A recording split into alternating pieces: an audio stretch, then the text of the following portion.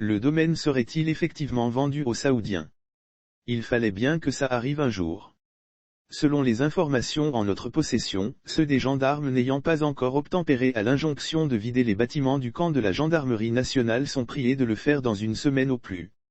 Un préavis vient de leur être signifié. La problématique de l'usage de ce vaste espace donné en donation par la communauté Bay au gouvernement au temps de Sylvanus Olympio pour en faire un bien d'usage public s'invite à nouveau. Les gendarmes qui n'ont pas encore vidé de corps et de biens les bâtiments du camp de la gendarmerie nationale si en face du siège de la BITC viennent de recevoir un préavis dans ce sens. Et pas n'importe quel préavis.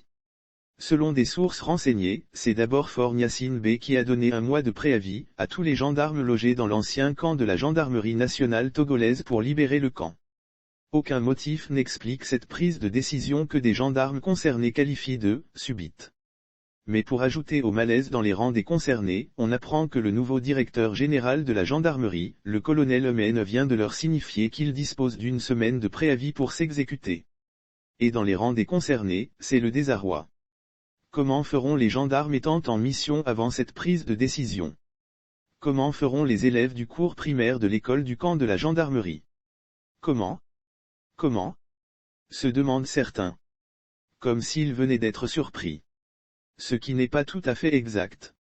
Il y a longtemps que le camp des gendarmes a été délocalisé vers le nouveau siège situé derrière la cour d'appel de Lomé, un espace anciennement occupé par l'entreprise Seco BTP. Mais vivre au sein de l'ancien camp exemptait les occupants de payer le loyer, les frais d'électricité et d'eau. Une situation qui arrangeait nombre de récalcitrants. C'est ainsi qu'ils quittent l'ancien camp pour se rendre au service derrière la cour d'appel. Et leurs femmes usent et abusent du courant et l'eau sans compter. Sur le dos du contribuable. Aux préoccupations des uns et des autres, un gendarme ayant déjà trouvé un local en ville se demande ce que feraient les mécontents du préavis s'ils avaient reçu une affectation vers l'intérieur du pays et que leurs enfants élèves devraient aussi les suivre.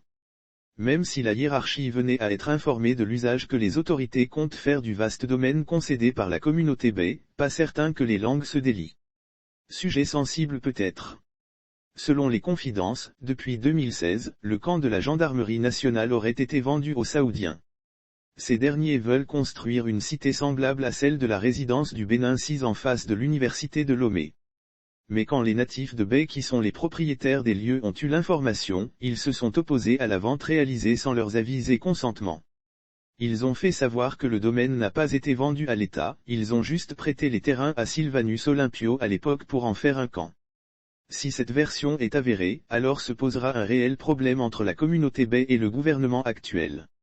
En effet, il est louable d'entendre dire par exemple que le CHU Sylvanus Olympio et d'autres domaines ont été concédés à l'État togolais pour qu'il en fasse des lieux d'utilité publique devant bénéficier à l'ensemble des Togolais.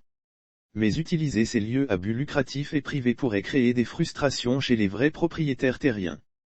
Puisque ceux-ci pourraient brandir la violation des accords passés par l'État togolais et revendiquer la rétrocession de leurs biens immeubles qu'ils pourront vendre à leur guise et au prix qui leur semblerait plus avantageux. Un dos pour un usage public ne saurait être transformé par le bénéficiaire en un usage privé et lucratif.